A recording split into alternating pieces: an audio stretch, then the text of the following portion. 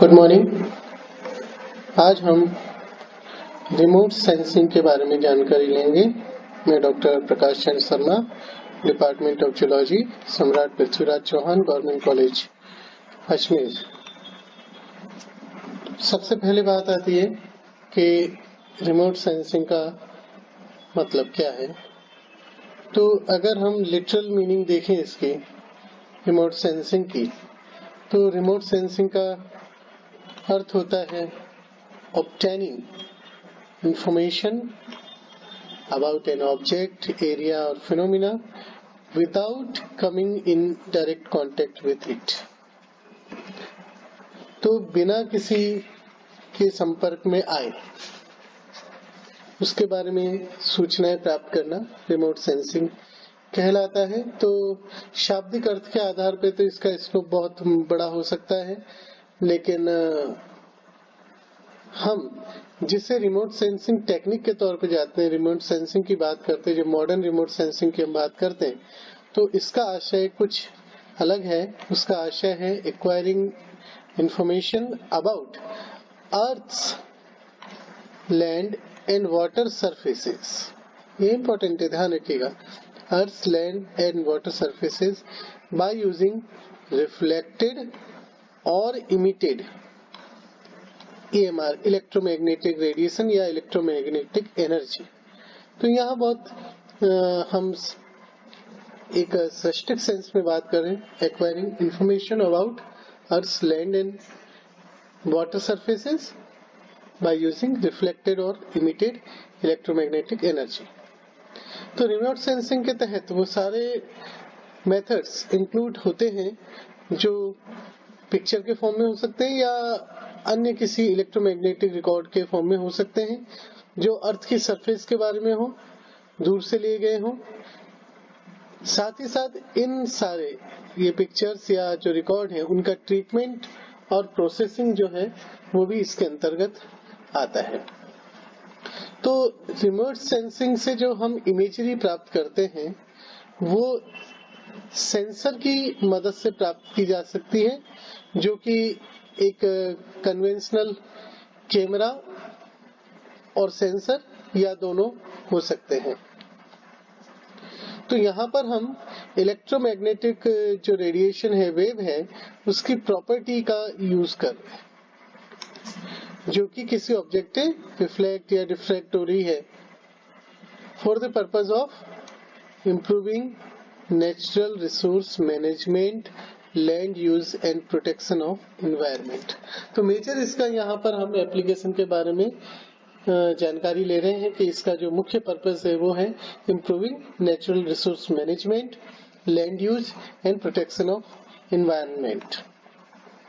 तो जब भी हम कभी रिमोट सेंसिंग की बात करते हैं तो कुछ स्टेप्स हैं जो रिमोट सेंसिंग से रिलेटेड हैं। उन स्टेप्स के बारे में जानकारी आपको होनी चाहिए।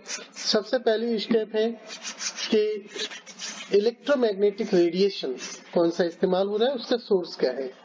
जैसे जनरली हम जो EMR का सोर्स यूज करते हैं वो सोलर रेडिएशन होता है, सन होता है। लेकिन इसके अलावा जैसे रडार या लेजर में हम EMR सोर्स जो काम में ले रहे हैं वो हमारी डिवाइस होती है, रडार या लेजर डिवाइस होती है, वो होती है। दूसरा स्टेप आता है कि ये जो इलेक्ट्रोमैग्नेटिक रेडिएशन है इसका ट्रांसमिशन, इस एनर्जी का transmission from source to surface of earth. तो वहां से ये रेडिएशन अर्थ की सरफेस आ रहा है। यहाँ पर जो इलेक्ट्रोमैग्नेटिक रेडिएशन है वो किसी न किसी प्रकार के से अर्थ की सरफेस के साथ में इंटरेक्ट कर रहा है और अल्टीमेटली यहाँ से किसी न किसी प्रकार में एनर्जी के फॉर्म में जो सिग्नल है वो ट्रांसमिट होता है सरफेस से रिमोट सेंसर की तरफ, जो कि एक प्लेटफॉर्म के ऊपर माउंटेड है। अब इस प्लेटफॉर्म पर माउंटेड इस रिमोट सेंसर से एनर्जी का डिटेक्शन किया जा रहा है और उसके आधार पर अगेन एक सिग्नल जनरेट हो रहा है, जो सिग्नल ट्रांसमिट हो रहा है ग्राउंड स्टेशन तक। ग्राउंड स्टेशन पर इस डेटा का प्रोसेसिंग और एनालिसिस होता है जो कि सेंसर से प्राप्त हुआ है और उसके बाद एक फाइनल डाटा आउटकम हमें प्राप्त होता है, जिसका हम विभिन्न एप्लीकेशंस में उपयोग कर सकते हैं, जिनमें कुछ की हमने बात अभी की थी। तो यहाँ एक जो शब्द आपने सुना समझा होगा वो है प्लेटफॉर्म। अब ये प्लेटफॉर्म क्या है? प्लेटफॉर्म कोई वो आधार है, कोई वो बेस है जिसपे रिमोट सेंसर हम प्लेस करते हैं।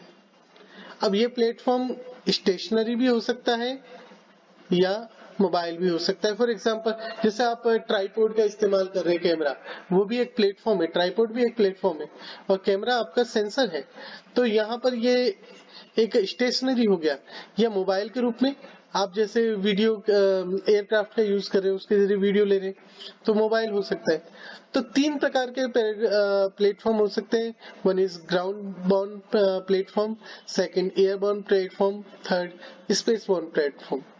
तो ग्राउंड बॉर्न प्लेटफॉर्म के रूप में जनरली जो कॉन्फ़िगरेशन कॉमन है वो है cherry arm configuration of remote sensing van, या दूसरा जैसे अभी आपको मैंने बोला कैमरा ट्राइपॉड। तो ये कॉमन प्लेटफॉर्म है। दूसरा एयरबॉर्न, जैसे कि नाम से ही जाहिर है जो प्लेटफॉर्म एयर में हो, एयर में मौजूद हो। और जो कॉमन प्लेटफॉर्म है जो कि एयरबॉर्न प्लेटफॉर्म है, उनमें सबसे इंपॉर्टेंट है बलून्स। तो यहाँ 3 प्रकार के बलून्स यूज किए जाते हैं। जैसे फ्री बलून्स। फ्री बलून का मतलब है कि ये बलून मुक्त है पूरी तरीके से, किसी तरीके का यहाँ कोई बना हुआ नहीं है। इसके ऊपर सेंसर्स लगे हुए होते हैं, पेलोड होता है जिसको ये बलून लेकर के जा रहा है। लेकिन फ्री बलून होने के कारण ये एटमॉस्फेयर में ऊपर की तरफ ही जाता रहेगा, लगातार जाता रहेगा, और स्पेसक्राफ्ट और एयरक्राफ्ट के बीच की जो लिमिट्स हैं वहां तक भी पहुंचता है। सबसे बड़ी बात कि आप इसकी ट्रेजेक्टरी डिसाइड नहीं कर सकते, क्योंकि किधर विंड डायरेक्शन होगा, किस तरह का परिस्थितियां होंगी, उस हिसाब से ये मूव कर सकता है। और जरूरी नहीं जो आपका एरिया ऑफ इंटरेस्ट है उसके ऊपर भी ये पहुंचे, लेकिन बहुत लो कॉस्ट होता है, इस कारण से इसका उपयोग ज्यादा किया जा सकता है। इंडिया में किया जाता है। भारत में नेशनल बलून फैसिलिटी हैदराबाद में स्थापित है, जो कि Tata institute of fundamental research Mumbai द्वारा स्थापित की गई है। वहां से इस तरह के प्रयोग जनरली किए जाते हैं। तो फ्री बलून्स के अलावा जो दूसरा प्रकार का मेथड है बलून्स के साथ में, वो है टेथर्ड बलून। टेथर्ड बलून के अंदर एक स्ट्रॉन्ग केबल बलून से और जो स्टेशन है उसके बीच में जुड़ी रहती है। इस केबल के जरिए पावर ट्रांसमिशन के साथ साथ डेटा ट्रांसमिशन भी होता है। और इस प्रकार से इस बलून को एक निश्चित ऊंचाई पे, एक निश्चित क्षेत्र के अंदर रखा जा सकता है और लगातार डेटा प्राप्त किया जा सकता है। तीसरी प्रकार के बलून को हम पावर्ड बलून कहते हैं। इन पावर्ड बलून के अंदर प्रोपेलर्स मौजूद होते हैं, जिसके माध्यम से इसे एक निश्चित ट्रैजेक्टरी के ऊपर इस बलून को रन किया जा सकता है और निश्चित एक भूभाग के ऊपर से इसका डेटा प्राप्त किया जा सकता है। बलून के अलावा जो दूसरे कॉमन प्रकार का एयरबोर्न प्लेटफॉर्म है वो है एयरक्राफ्ट। विभिन्न प्रकार के एयरक्राफ्ट खासतौर पर सर्विलेंस के लिए यूज किए जाते हैं, जो कि हाई रेजोल्यूशन डाटा रिकॉर्ड करते हैं और साथ ही साथ इनकी लार्जर एरिया में अच्छा डेटा कलेक्ट करने के लिए इकोनॉमिक भी पड़ते हैं। और भी इसके अलावा एयरक्राफ्ट के कई सारे फायदे हैं। तीसरा जो प्लेटफॉर्म है वो स्पेस बॉर्न प्लेटफॉर्म है। स्पेस बॉर्न प्लेटफॉर्म का मतलब है कि जनरली हम सैटेलाइट बेस्ड प्लेटफॉर्म है ये। तो सैटेलाइट के माध्यम से जो हम इमेजिंग कर रहे हैं वो स्पेस बॉर्न प्लेटफॉर्म कहलाता है। आपको ध्यान होगा कि 2 प्रकार के सैटेलाइट्स होते हैं, वन जियो स्टेशनरी और अर्थ सिंक्रोनस, और दूसरा सन सिंक्रोनस सैटेलाइट। तो जो जियो स्टेशनरी या अर्थ सिंक्रोनस सैटेलाइट्स हैं, वो खास बात ये होती है कि अगर आप अर्थ के रिस्पेक्ट में देखेंगे, अर्थ पे खड़े होकर देखेंगे, तो आपको लगेगा कि वो सैटेलाइट कहीं भी नहीं मूव कर रहा। तो वो एक निश्चित क्षेत्र के ऊपर हमेशा बना रहता है, क्योंकि ये 36 से 41 हजार किलोमीटर की ऊंचाई पे होता है और 24 घंटे में एक अपना रिवॉल्यूशन पूरा करता है। इस कारण ये ऐसा लगता है कि ये स्थिर है। ये अगर देखा जाए तो 70 डिग्री नॉर्थ और 70 डिग्री साउथ लैटिट्यूड तक का कवरेज कर सकता है। इस प्रकार अगर आपको पूरी अर्थ का कवरेज करना है तो एटलीस्ट 3 सैटेलाइट इस प्रकार के चाहिए होंगे। तो जो जियो स्टेशनरी सैटेलाइट्स जनरली जिनका आपने नाम सुना होगा लाइक इनसैट, मेटसैट या ERS, ये कॉमन जियो स्टेशनरी सैटेलाइट है। काफी हाइट के ऊपर इन्हें स्टेब्लिश करना पड़ता है। दूसरी प्रकार के सैटेलाइट है जो कि पोल टू पोल रन करते हैं, मूव करते हैं, जिनको नॉर्थ टू साउथ डायरेक्शन में रन कर रहे हैं। लो हाइट पे होते हैं, 300 से 1000 किलोमीटर की हाइट पर, और ये एक निर्धारित पॉइंट से अपने एक रिवोल्यूशन के दौरान 2 बार एक निर्धारित लैटिट्यूड से 2 बार गुजरते हैं। तो ये पूरी अर्थ का चक्कर लगाते हैं, पूरी अर्थ के बारे में डेटा आपको दे सकते हैं और एक निश्चित पीरियड के बाद एक निश्चित क्षेत्र से पुनः गुजरते हैं। तो ये सैटेलाइट जैसे लैंडसैट है, IRS है, स्पोर्ट है, NOAA है या स्काईलैब है, ये सारे सन सिंक्रोनस सैटेलाइट्स हैं जो कि डेटा कैप्चर करने के काम आते हैं। इन पर रिमोट सेंसिंग प्लेटफॉर्म स्थापित किए जाते हैं। सेकंड जो पॉइंट है जिसको आपको जानना होगा that is remote sense. Remote sensor क्या होता है? नाम से आपको जाहिर है और पहले भी मैं बता चुका हूं कि सेंस कर रहा है। तो किस तरीके से सेंस कर रहा है, इसके विभिन्न प्रकार हो सकते हैं on the basis of source of energy use. 2 प्रकार के सेंसर्स होते हैं, एक्टिव सेंसर्स और पैसिव सेंसर्स। जैसे आप नाम से ही जाहिर हो रहा है, एक्टिव सेंसर का मतलब है ऐसे सेंसर्स जो एनर्जी का, हाई एनर्जी का उपयोग करते हो, जहां से, क्योंकि यहाँ पर जैसे हम रडार या लेजर अल्टीमीटर की बात करें, ये हाई एनर्जी रेडिएशन अर्थ के ऊपर भेजते हैं और यहाँ से जो रिफ्लेक्ट बैक होता है उसको सेंस करते हैं। तो सोर्स और सेंसर दोनों इसमें मौजूद होते हैं। माइक्रोवेव लेवल के होते हैं। क्योंकि ये माइक्रोवेव लेवल के हैं इसलिए ये वाटर वेपर से प्रभावित नहीं होते। इस कारण इन सेंसर से हर एक मौसम में, हर एक तरह की मौसमी परिस्थितियों में डेटा कलेक्ट किया जा सकता है। तो ये ऑल वेदर होते हैं और साथ ही साथ क्योंकि ये माइक्रोवेव लेवल पर है तो आप इसमें कलर्स नहीं देखेंगे, मोनोक्रोम होते हैं इनकी इमेजेस, बट ये बहुत बेहतर सरफेस डिटेल देते हैं और साथ ही साथ जो आपका सरफेस का स्लोप वगैरह है उसके बारे में बहुत अच्छी जानकारी देते हैं और साथ ही साथ सरफेस की जो इलेक्ट्रिक कंडक्टिविटी की प्रॉपर्टी है उनके बारे में भी बहुत अच्छे से इनकी जानकारी प्राप्त होती है। और ये डे एंड नाइट काम कर सकते हैं क्योंकि यहाँ जो सोर्स है वो सन नहीं है, सोर्स हाई एनर्जी सोर्स इसी में खुद है। दूसरी प्रकार के सेंसर पैसिव सेंसर कहलाते हैं, जैसे नाम से जाहिर है आपको, ये सन की एनर्जी का इस्तेमाल करते हैं, सिंपल है, हाई पावर की आवश्यकता नहीं है, लेकिन अच्छे मौसम की आवश्यकता जरूर होती है ताकि जो क्लाउड्स हैं उनसे डेटा प्रभावित ना हो।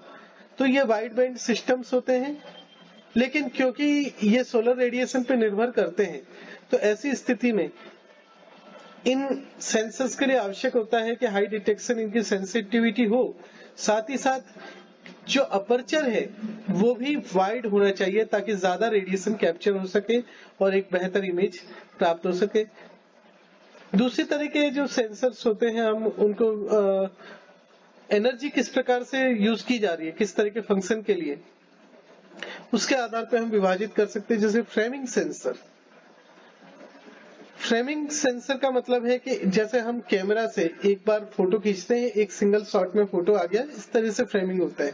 और दूसरा स्कैनिंग सिस्टम, यानी कि जैसे हम स्कैनर से करते हैं, यानी कि एक लाइन रन करती है और वो पूरी सरफेस को स्कैन करती चलती है, वो स्कैनिंग सिस्टम कहलाता है। तो जैसे scanning system like multi spectral scanner, यानी कि विभिन्न स्पेक्ट्रम पर स्कैन कर रहा है। माइक्रोवेव रेडियोमीटर माइक्रोवेव लेवल पे, माइक्रोवेव रेडार ये भी माइक्रोवेव लेवल पे है। ऑप्टिकल स्कैनर्स, ये विभिन्न प्रकार के स्कैनर्स हैं जो कि तीसरे प्रकार का जो हम देख सकते हैं वो है सेंसर को हम विभाजित कर सकते हैं टेक्निकल कंपोनेंट के आधार पे।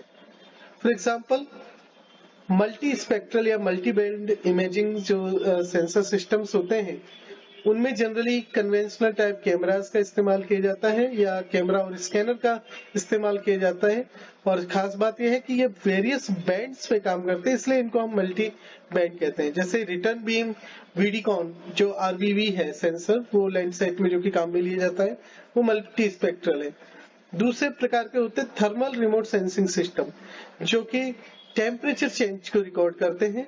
तो ये रेडियोमीटर्स होते हैं, फोटोमीटर्स होते हैं, स्पेक्ट्रोमीटर्स या थर्मोमीटर्स होते हैं जो कि विभिन्न स्तरों पर टेम्परेचर चेंज को डिटेक्ट कर सकते हैं। तीसरे होते हैं माइक्रोवेव रडार सेंसिंग सिस्टम।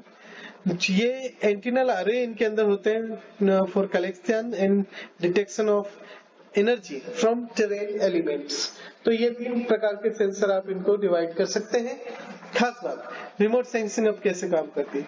प्रत्येक ऑब्जेक्ट का अपना एक यूनिक सिग्नेचर होता है सेंसर के ऊपर। जैसे कि हमारी फिंगरप्रिंट होती है, उसी प्रकार हर एक ऑब्जेक्ट का एक यूनिक सिग्नेचर होगा जिसका इस्तेमाल उस ऑब्जेक्ट को आइडेंटिफाई किए जाने में किया जा सकता है। सिग्नेचर का मतलब any set of observable characteristic which directly or indirectly lead to identification of an object in term is termed as signature। तो 4 विभिन्न प्रकार के सिग्नेचर्स का आप कैरेक्टरिस्टिक का इस्तेमाल आप कर सकते हैं, जो कि है spectral characteristics, spatial, temporal and polarization. Spectral मतलब किस बैंड के ऊपर रिफ्लेक्टेंस या इमिटेंस नजर आ रहा है, किस वेवलेंथ पर। तो यहाँ पर जैसे फॉर एग्जांपल आप सिंपल कैमरा में लेते हैं तो आपको जो डिफरेंट कलर दिख रहे हैं वो हर एक कलर एक वेवलेंथ के करस्पॉन्ड होता है।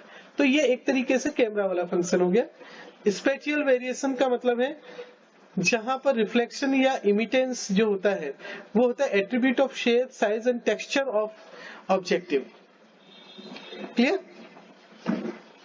तीसरे प्रकार का टेम्पोरल यानी कि टाइम के हिसाब से, जैसे डायगोनल चेंजेस या जब आप एग्रीकल्चर क्रॉप या सॉइल के अंदर आप देख रहे हैं कि लॉस एंड गेन कितना है, उस हिसाब से तो टाइम के हिसाब से जो बदलाव आ रहा है तो आप वो टेम्पोरल वेरिएशन कहलाएगा।